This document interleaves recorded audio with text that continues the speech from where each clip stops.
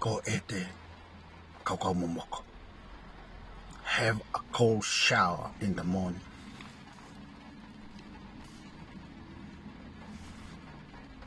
That's how we help our manawatapu, that's how we help our atamai, how we help ko tau tokonia ki he tau whakakaukau, ki he mo'oi lelei aho tau mental health.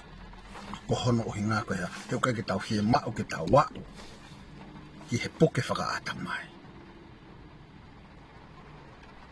Simple. Oku whaingofua. It's simple, and anybody can do it. Mei he tau taha, ki he tau te au, can do that. Can do e tau morning rituals ko a tau tolu, he?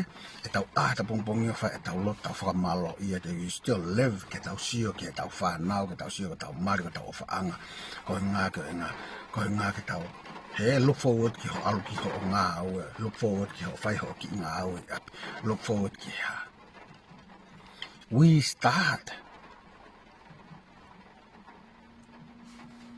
our day, mahi e tau whai koe ai mea koe ia. He? We take care of our mind, mihi e tau whai e mea koe ia, at the very beginning when we wake up.